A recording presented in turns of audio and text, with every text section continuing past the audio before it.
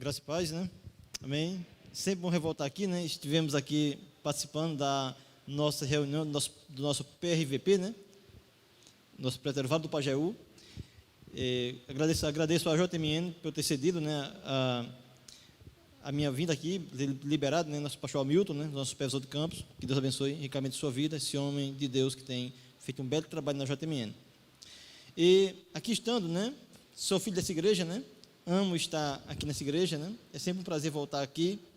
Há algo diferente no nosso coração quando voltamos à casa da mãe, né? Minha mãe mora em Monteiro, mãe física, né? Mas minha mãe espiritual mora aqui, essa igreja, né? Foi aqui que eu nasci para Cristo, né? Nasci de novo, né? Foi nessa igreja. Sou muito grato a essa igreja por isso. E eu digo isso, né? E sem medo algum, de que eu teria muita dificuldade de congregar em outra igreja, que não a IPB. A igreja que eu amo, que de fato faz parte da minha vida e da minha espiritualidade. E nós vamos aqui, irmãos, trazer a mensagem na palavra de Deus, na carta do apóstolo Paulo aos Gálatas, no capítulo 1, do versículo 1 ao 5. Iremos aqui trazer essa mensagem, né? Graças a Deus por isso, né? Gálatas capítulo 1, do versículo 1 ao 5, em que estaremos aqui trazendo a mensagem da palavra do nosso Deus.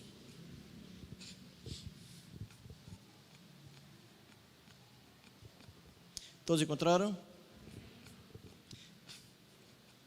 Diz a palavra de Deus: Paulo, apóstolo, não da parte de homens, nem por intermédio de homem algum, mas por Jesus Cristo e por Deus Pai, que o ressuscitou dentre os mortos, e todos os irmãos, meus companheiros, as igrejas da Galácia, graça a vós outros e paz, da parte de Deus nosso Pai e do Senhor Jesus Cristo, o qual se entregou a si mesmo pelos nossos pecados, para nos desarraigar deste mundo perverso, segundo a vontade de nosso Deus e Pai, a quem seja dada a glória pelos séculos dos séculos. Amém. Louvado seja Deus. Oremos ao Senhor. Deus, queremos pedir que o Senhor venha falar ao nosso coração nessa noite, que o Senhor fale conosco, ó Deus. Fale, ó Pai, com cada um que está aqui presente, ó Deus, que o Senhor possa, pelo Teu Espírito, estar derretendo os corações em Tua presença. Deus, que o Teu Espírito aplique essa palavra em cada coração, que haja mudança, que haja transformação, que haja, meu Deus, um agir Teu no coração das pessoas. E que nessa noite possamos ver aqui, ó Deus, a edificação do Teu povo. Possamos ver também pessoas novas se agregando ao Teu rebanho pela ação do Teu Espírito Santo, hoje, aqui nesse lugar. Nós oramos a Ti em nome de Jesus Cristo. Amém. Meus amados irmãos, antigamente a comunicação se dava por cartas e hoje se dá por e-mail, né? Então, Paulo escreve esta carta com um tom apologético, né, para auxiliar os cristãos contra os falsos mestres, né, que pregavam, né, que a salvação aconteceria não pela fé, mas pela obediência às obras da lei, né, os chamados judaizantes, certo? Então, Paulo então escreve uma carta, essa carta escreveu da prisão em Roma, para alertar a igreja da Galácia, as igrejas da Galácia, né, sobre esse perigo iminente, esse perigo sorrateiro, né, esse perigo herético da salvação mediante as obras da lei, ensinada pelos chamados judaizantes. Cristãos judaizantes diziam que você deveria crer em Jesus Cristo, mas a fé em Cristo não seria suficiente, você deveria também obedecer às obras da lei. Então, sobre essa carta aos Gálatas, uma carta que trata da graça, do agir de Deus, que trata da ação de Deus, salvando pecadores que não merecem, nós iremos hoje trazer uma mensagem com o seguinte tema. O tema é uma carta para ajudar a igreja. Todos entenderam? Só vocês. Uma carta. Então, uma carta para ajudar a igreja. E nessa carta que Paulo escreveu para ajudar a igreja, nós iremos observar primeiramente Quem é o autor da carta? O autor da carta, no versículos 1 e 2, vai nos mostrar que é o apóstolo Paulo. Então, nessa carta, Paulo vai afirmar que a sua autoridade apostólica, a sua autoridade como enviado de Deus. No versículo 1 ele diz: Paulo, apóstolo de Cristo Jesus, por vontade de Deus, aos santos que vivem em Éfeso e fiéis em Cristo Jesus. Então, meus amados irmãos, aliás, o vento tirou aqui, passou para Efésios, desculpem, passou para Efésios aqui, o vento aqui tirou. Podia desligar para aqui?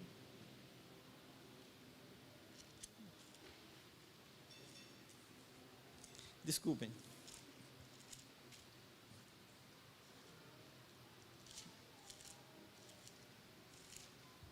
Então, voltando aqui. Então, primeiramente, Paulo vai dizer aqui nessa carta que ele é apóstolo, não da parte de homens, nem por intermédio de homem algum, mas por Jesus Cristo e por Deus Pai, que o ressuscitou dentre os mortos. Então, meus amados irmãos, Paulo vai afirmar que a sua autoridade apostólica, como enviado de Deus, Paulo vai dizer que a sua autoria, a autoria dessa carta, a sua autoridade apostólica, ela provinha de Deus. A palavra apóstolo, aqui usada por Paulo, significa enviado ou um delegado com a missão especial e com a autoridade do Deus que o enviou. Então, Paulo tinha uma autoridade apostólica. A igreja também tem uma autoridade apostólica dada por Deus. Então, a igreja de Cristo, aqueles que integram a igreja de Cristo, aqueles que estão em Cristo, eles possuem uma autoridade apostólica dada por Deus, uma autoridade para proclamar a palavra, uma autoridade para divulgar o evangelho, uma autoridade para levar a palavra de Deus. Mas Paulo vai afirmar também nessa carta que a sua autoridade apostólica não foi delegada por nenhum homem. Ele disse: Paulo apóstolo não da parte de homens, nem por intermédio de homem algum. Então, Paulo reconhece aqui que o seu chamado não foi feito por homens. John Stott, no seu comentário aos Gálatas, ele diz que, abre aspas, o apostolado de Paulo não é humano em nenhum sentido, mas é essencialmente divino. Fecha aspas. Então devemos entender também que a igreja, ela é uma instituição divina. A autoridade que temos, ela é emanada de Deus. Aliás, toda a autoridade emana de Deus. Tanto a autoridade espiritual da igreja, ela emana de Deus, como a autoridade secular dos governantes, ela emana de Deus. É Deus que bota governo, é Deus que tira governo, é Deus que coloca reis, que tira reis, é Deus que comanda o eixo do universo. Todo o evento do universo está dentro de um controle rigoroso de Deus. Deus não perdeu o controle um só minuto, um só segundo do universo. O universo está nas mãos desse Deus todo-poderoso que tem tudo em suas mãos. Louvado seja o nome do Senhor. Então, a autoridade que nós temos como crentes, ela é emanada de Deus. Você não tem autoridade em si mesmo. A autoridade que o crente tem, ela vem de Deus. É o próprio Deus que nos dá autoridade, que nos dá esse poder para pregar a palavra, para orar pelas pessoas, para fazer a obra dele. Essa autoridade vem do próprio Deus. Por isso não há nenhum crente autossuficiente, não há nenhum crente que ele possa dizer que ele pode fazer algo por si mesmo, porque é o próprio Deus que faz nele. Mas, meus amados irmãos, Paulo ainda vai afirmar aqui que a sua autoridade apostólica, ela procede tanto do Filho como do Pai, porque o Filho é Deus com o Pai. O Filho, ele é Deus de Deus, ele é luz de luz, como dizia o concílio da Calcedônia, em 431, ele é Deus de Deus, ele é luz de luz. Então, Paulo vai afirmar aqui que a autoridade apostólica que ele recebeu foi do Pai e também do Filho. Paulo tem a autoridade divina por causa, por meio e através do Pai e do Filho. E ele vai afirmar que sua autoridade, que ele foi chamado diretamente por Deus. No versículo 1, ele diz isso, no finalzinho: mas por Jesus Cristo e por Deus Pai, que o ressuscitou dentre os mortos. Então Paulo foi chamado diretamente por Jesus. Paulo foi chamado por Deus Pai, ou seja, Paulo não foi até Cristo, foi o Pai que levou ele até Cristo. Observe bem, Paulo, ele vai afirmar de maneira indireta a mesma coisa que João afirmou. Ele disse que foi por Jesus Cristo e por Deus Pai. João afirmou que ninguém pode vir a mim se o Pai não o trouxer. Então, meus amados irmãos, a obra da salvação é intrínseca, ela é toda feita na Trindade. Então, quem nega a Trindade caminha para a condenação, porque a salvação nossa é feita na Trindade. É o Pai que escolhe, é o Filho que redime e é o Espírito que santifica. A Trindade opera na salvação do eleito. A Trindade opera na salvação minha e da sua. Então, aqueles que negam a Trindade caminham para a eterna condenação. Você pode não entender a Trindade, já dizia o pastor Paulo Brasil, pastor nosso em Recife, ele dizia: você pode não entender a Trindade, mas negar a Trindade, ele te leva à perdição eterna. Cuidado com você que nega a Trindade. Mas também, Paulo vai dizer que ele foi chamado para proclamar a ressurreição de Cristo, proclamar esperança. Ele disse: mas por Jesus Cristo e por Deus Pai, que o ressuscitou dentre os mortos. A mensagem de Paulo, ela é uma mensagem de esperança. O pastor Mauro Master, ele disse que o nosso sermão, a nossa pregação, ela tem que ser um sermão que tem esperança. E para ter esperança, nós não podemos relegar a ressurreição de Cristo. Se Cristo ressuscitou, eu posso ter esperança. Se Cristo está vivo, nós temos a esperança de que um dia estaremos para sempre com Ele. E Jó disse: eu sei que o meu Redentor vive e que por fim se levantará sobre a terra. Essa esperança apontava já para a ressurreição de Cristo. Ele está vivo, Ele está aqui nesta noite. Mas Paulo vai afirmar ainda que a sua autoridade, ela não está isenta da ajuda de outras pessoas. Verso 2 ele diz: e todos os irmãos, meus companheiros, as igrejas da Galácia. O apóstolo vai dizer que a autoridade recebida por Deus não o torna um supercrente, não o torna um superapóstolo, mas ele precisa da ajuda de outras pessoas. Gente precisa de Deus, mas gente também precisa de gente. O pastor Altino realizou aqui um trabalho que eu sou suspeito para falar, mas eu falo assim mesmo. Um trabalho, pastor, que enche os olhos não só aqui de Monteiro. Lá em Sumé hoje, nós ouvimos pessoas lá de Sumé falar da falta que o senhor vai fazer aqui. Mas nesse interregno, o Senhor precisou de pessoas para lhe ajudar. Paulo reconheceu isso. Paulo reconheceu: eu não sou um super crente, eu não sou um super apóstolo, eu não sou um super pregador. Eu preciso de irmãos, companheiros das igrejas da Galácia. Então, irmãos, semelhante a Paulo, devemos entender que nenhum cristão cresce ou exerce seu ministério sozinho. Há muitos mandamentos recíprocos na Escritura Sagrada, como amar uns aos outros, orar uns pelos outros, ajudar uns aos outros. Se você está afastado da comunhão da igreja, você está desobedecendo os mandamentos recíprocos que Deus nos dá. Paulo afirma que sua autoridade não está isenta da ajuda de outras pessoas. Mas vimos aqui sobre a autoria da carta. Mas, em segundo lugar, nós vemos aqui sobre o destino e sobre a saudação da carta. Primeira questão é que a carta ela foi destinada para cristãos. No versículo 2 ainda, Paulo usou aqui 3 palavras: irmãos, companheiros e igrejas. para se referir aos cristãos. A palavra irmãos é o termo grego adelphos. Adelphos indica irmão de família, um irmão de sangue. Por que Paulo usou um termo que se refere ao irmão de sangue para se referir aos irmãos em Cristo? A igreja é uma família, a família de Deus. Efésios capítulo 2, versículo 19 diz que a igreja é a família de Deus. Então, família, a gente se desentende? E muito. A gente às vezes fica trombudo com o outro, com o bico com o bico. Fica, é família.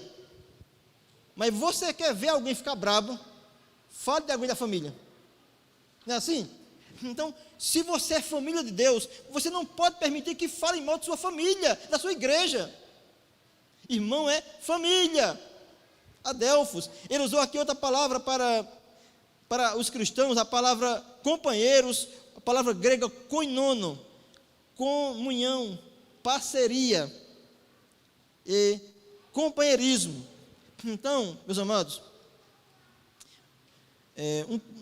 um líder, um pastor, ele precisa de pessoas para chorar com ele, muitas vezes, para conversar com ele, muitas vezes, para ele desabafar com a pessoa, muitas vezes. Parceria. Igreja não é lugar de competição, igreja é lugar de parceria. Para o koinono é parceiros, companheiros e pessoas que têm comunhão. Seja parceiro na obra. Não seja um peso para a igreja. Não fale mal de sua igreja. Não fale mal do seu pastor. Não fale mal dos seus irmãos. Ajude-os. Seja parceiro. Seja um companheiro, um parceiro, um ajudador na obra. Mas Paulo vai usar aqui uma terceira palavra para os cristãos, a palavra grega eclesia. A palavra eclesia, igrejas, ela significa assembleia. Pergunta de prova: eu faço uma assembleia, eu mais eu? Sim ou não? Não. Então quem bate no peito e diz, eu sou igreja, é mentira. Não é verdade não. Você é igreja com mais pessoas. Você sozinho em casa não é igreja. Igreja é você e mais pessoas. Então para com essa conversa de desigrejado, dizendo que eu sou igreja e que não preciso congregar, que isso é mentira de Satanás. A Escritura diz que nós precisamos congregar, se reunir com os irmãos. A palavra eclesia, que Paulo usou aqui para cristãos, assembleia, quer dizer que você é igreja na comunhão dos santos. Então para com essa ideia tola de achar que não deve congregar. Venha à igreja, venha à reunião dos santos, porque igreja não são as paredes, igreja é isso aqui. Por isso que não existe culto online, existe transmissão online. O culto é presencial, porque o culto não é só pregação, o culto é o calor humano, é você estar em comunhão com seus irmãos. Culto é isso, irmão. Então, irmãos, Paulo vai ainda tratar aqui no versículo 3 a respeito da saudação dessa carta. E a saudação da carta aos Gálatas, ela exaltava a ação de Deus no homem. Ele vai dizer aqui no versículo 3, veja comigo, por favor, confira aí na Bíblia, certo? Ele diz, graça a vós outros e paz da parte de Deus, nosso Pai, e do nosso Senhor Jesus Cristo. Ao fazer esta declaração, Paulo vai enfatizar duas questões. A primeira questão que vai dizer aqui é que a graça de Deus em Cristo é a raiz da salvação. Graça a vós outros. A graça vem antes da paz. Por isso que as saudações de Paulo e as saudações das igrejas reformadas é graça e paz, porque a paz sem graça não existe. A paz só existe por causa da graça. A graça é a raiz da salvação, ou seja, não foi o homem que conquistou a salvação, mas foi Deus por sua graça, por seu favor imerecido, que lhe concedeu essa salvação sem que ele assim o merecesse. Ele salvou o ser humano de maneira graciosa, de maneira imerecida. Mas ele vai usar aqui a palavra grega para paz, a palavra eirene. Eirene significa satisfação plena, Há uma cantiga bem antiga, né, do grupo Vencedores por Cristo, que dizia: satisfação é ter a Cristo. Outro prazer maior não há, né? Sou de Jesus e agora eu sinto satisfação sem fim. Então, meus irmãos, se você tem paz em Cristo, você tem satisfação plena em Cristo. Se você tem satisfação plena em Cristo, você não precisa das bolotas e nem daquilo que o mundo oferece para ser feliz. A nossa felicidade está em Cristo, a nossa alegria está em Cristo, a nossa plena satisfação está em Cristo. Por isso que Paulo, de uma prisão, escreve para os filipenses dizendo: não andeis ansiosos de coisa alguma, porque a palavra paz, eirene, é satisfação, bem-estar, satisfação. Se você está satisfeito em Cristo, não é o Covid que tira sua paz, nenhuma doença tira sua paz, se você está satisfeito em Cristo. Meus amados irmãos, pense nisso. Você está realmente satisfeito em Cristo? Você está plenamente satisfeito em Cristo? Se você não está, você precisa rever sua fé. Se você vive a reclamar, se você vive a murmurar, você precisa rever sua fé. Porque quem está em Cristo é plenamente satisfeito. Quem está em Cristo não sente falta de nada. Porque Cristo é a nossa plena satisfação, é a nossa plena alegria. Mas, em terceiro lugar, Paulo vai apresentar aqui o Evangelho nessa carta. Ele vai apresentar aqui o Evangelho de Cristo nessa carta, apresentando como é o Evangelho. Versículo 4, por favor. Ele fala o seguinte: o qual se entregou a si mesmo pelos nossos pecados, para nos desarraigar deste mundo perverso, segundo a vontade de Deus, nosso Deus e Pai. Então veja bem, Paulo vai falar aqui primeiramente sobre a natureza do sacrifício de Cristo. E qual é a natureza do sacrifício de Cristo? Ele diz: o qual se entregou. Cristo foi pego de surpresa? Não. Cristo foi pego numa emboscada de surpresa? Não. A Escritura diz que ele se entregou.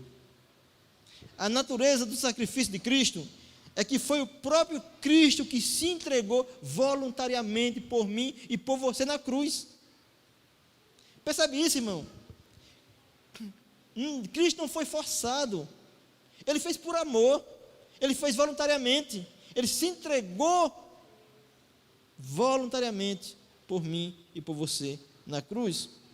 Ele disse: ninguém tira a minha vida, eu espontaneamente a dou. Ele deu a vida dele de maneira espontânea, porque ele quis morrer por nós naquela cruz. Cristo morreu voluntariamente por mim e por você. E eu pergunto, irmãos, e eu paro e eu fico perguntando a Deus: por quê? O que é que ele viu em nós? Viu pecado, viu miséria espiritual, viu destruição, e mesmo assim ele quis morrer em nosso lugar, voluntariamente. Louvado seja o nome de Jesus.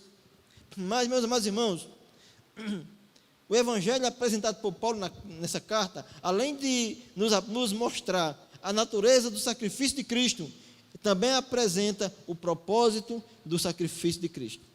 No versículo 4 ainda, ele fala o seguinte, ele diz: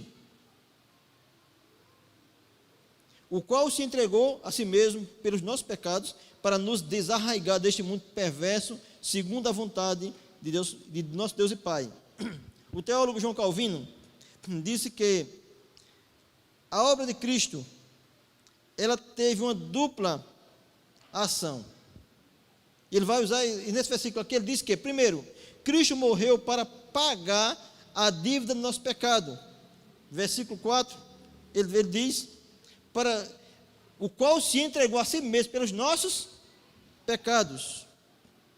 Ou seja, nós tínhamos uma dívida, não com o diabo, não. Nossa dívida era com a justiça de Deus. Deus é um justo juiz.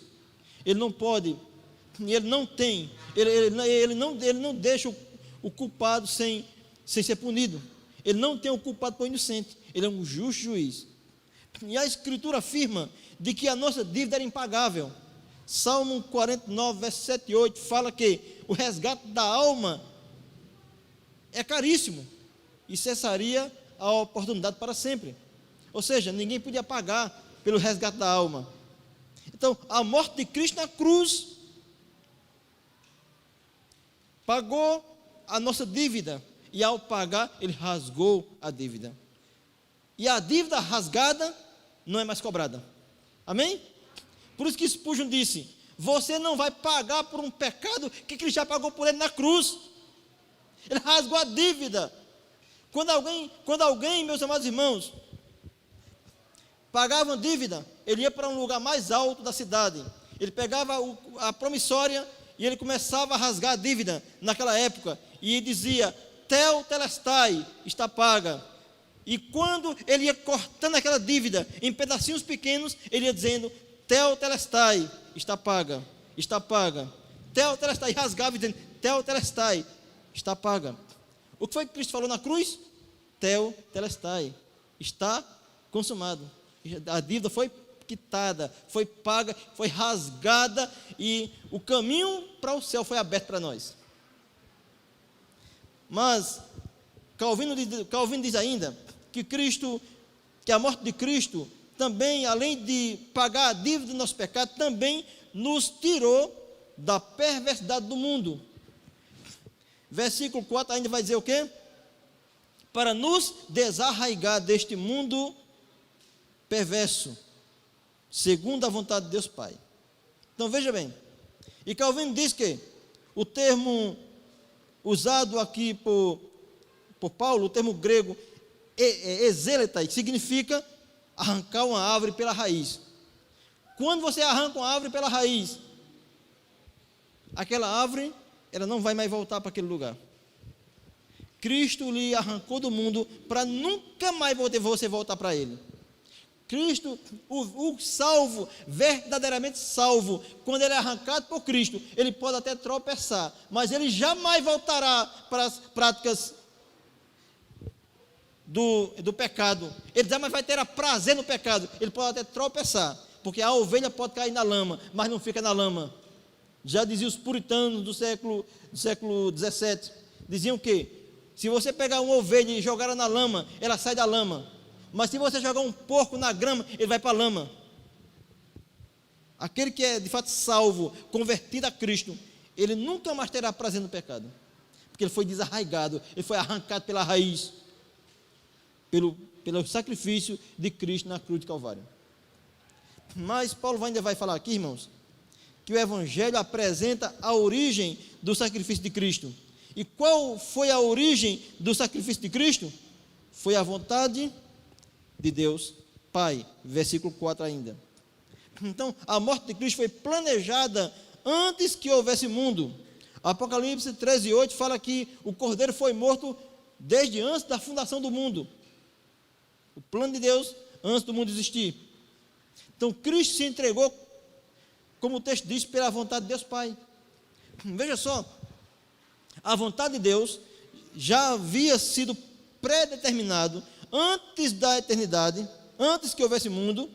Desde toda a eternidade, Deus já havia predeterminado que Cristo morreria por nós, que Cristo morreria pelas mãos de Pôncio Pilatos, de Herodes, dos judeus, dos romanos, dos gentios.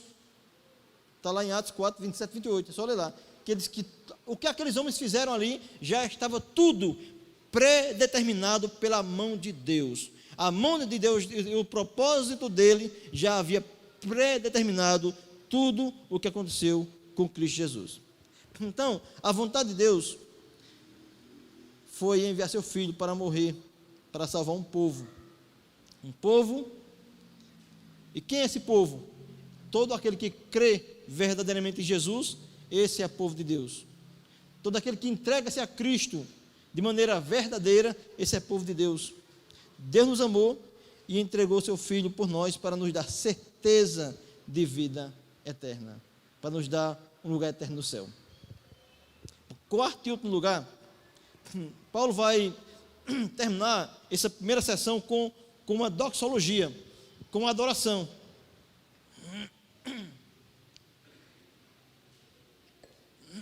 Verso 5, ele fala o seguinte, a quem seja dada a glória pelos séculos dos séculos, amém. Então veja bem, a glória deve ser dada exclusivamente a Deus, a quem seja a glória pelos séculos dos séculos, amém. Não devemos dar glória a qualquer pessoa, pois o texto apresenta aqui para nós que a glória pertence somente a Deus, amém. Por isso que a reforma protestante, ela trouxe, e essa reforma, ela foi o segundo maior avivamento da história da igreja, depois de Pentecostes. Foi o maior avivamento da história da igreja depois de Pentecostes. E essa reforma trouxe a centralidade de Cristo no culto e a centralidade da glória de Deus. Soli Deo Glória. Soli Deo Glória. É glória e louvor a Deus somente.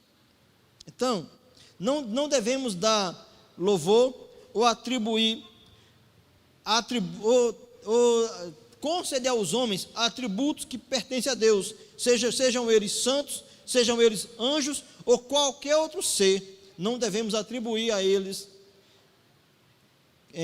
glórias que pertencem somente a Deus. Soli Deo Glória.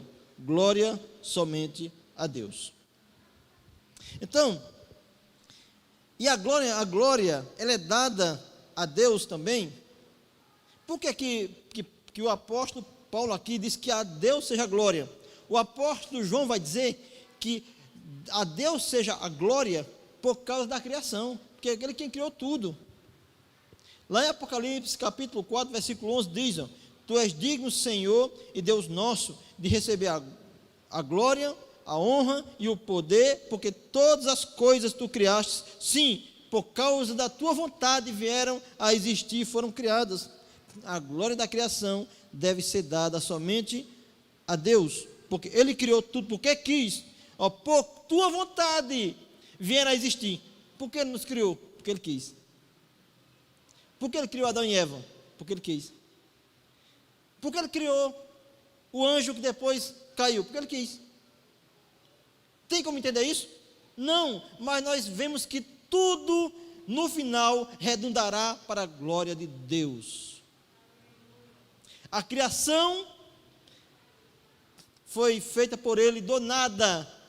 Um Deus que cria tudo do nada, é um Deus todo-poderoso, é um Deus que tem todo poder, é um Deus que o seu poder excede todas as coisas, porque do nada Ele fez tudo, do caos Ele fez o cosmos.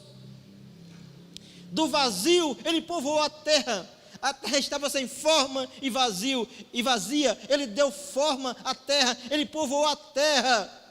O mesmo Deus que tem todo poder para criar tudo do nada, Ele pode ainda hoje mudar a tua vida, Ele pode ainda hoje mudar aquele parente seu que você está sofrendo com ele. Coloque ele diante de Deus, coloque ele debaixo dos seus joelhos. Esse Deus tem todo poder, porque Ele criou tudo do nada. Nós não somos fruto do acaso, nós não somos fruto de uma evolução das espécies. O universo não é fruto do acaso, mas o universo, cada partícula do universo, disse Abraham Kuyper, ele disse, cada partícula do universo, cada centímetro quadrado do universo pertence a este Deus, e nada há no universo que Ele não possa colocar a mão e dizer, isso me pertence.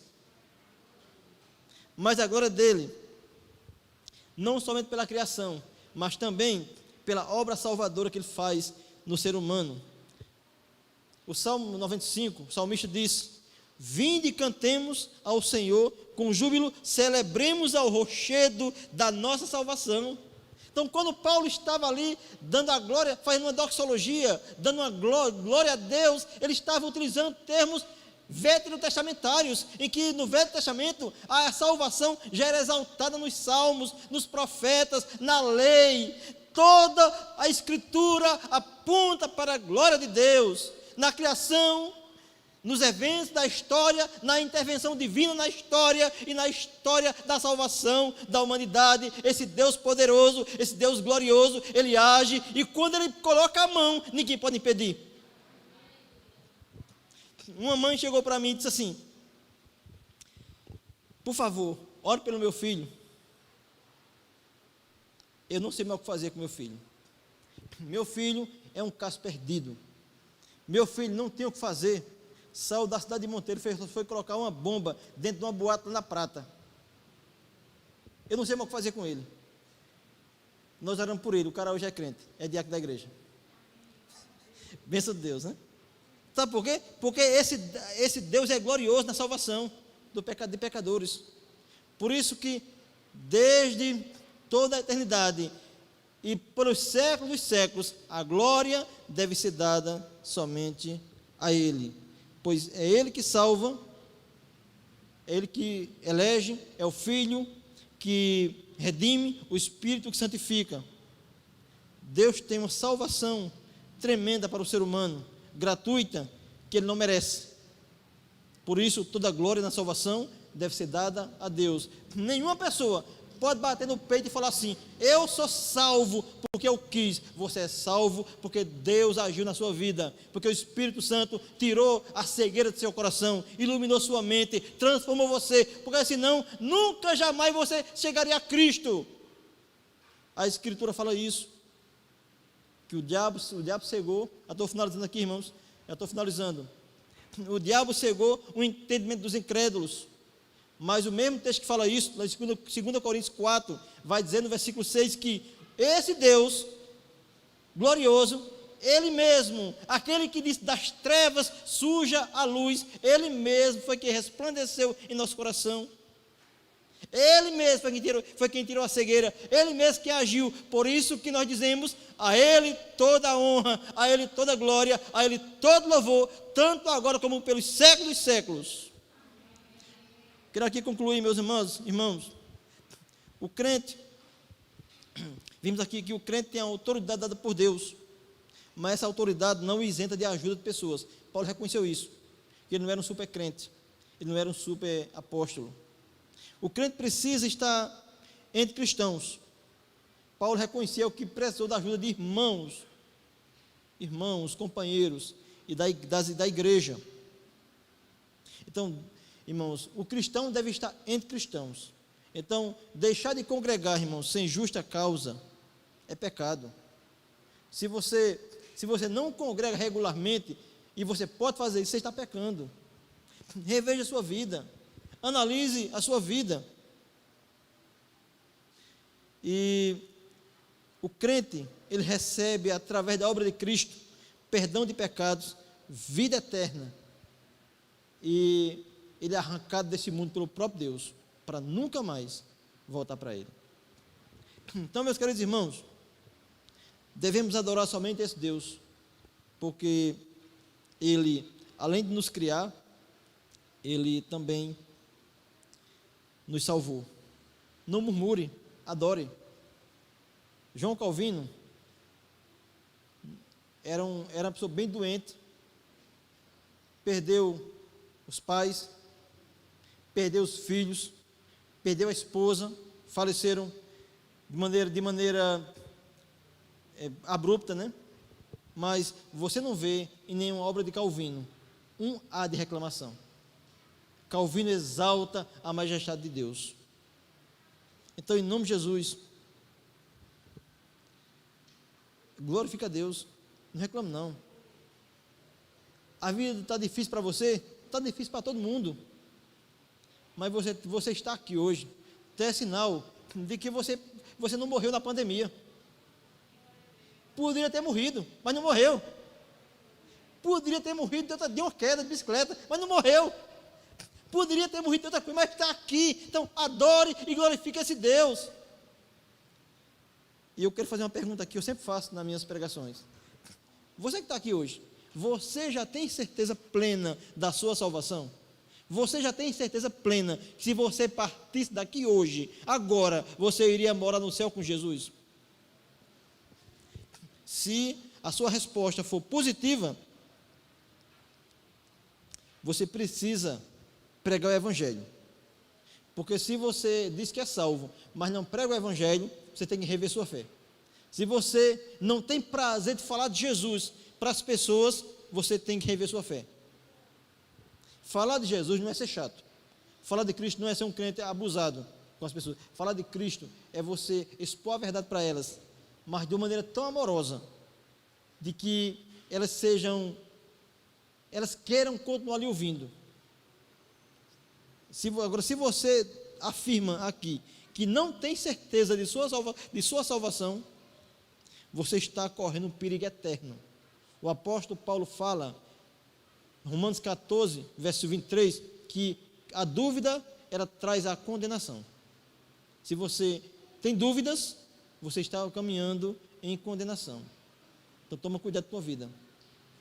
Se você não tem certeza de sua salvação, você pode ter ainda hoje. Você pode hoje ainda entregar a tua vida a Cristo, entregar o teu coração a Cristo, e Ele vai lhe dar certeza de vida eterna.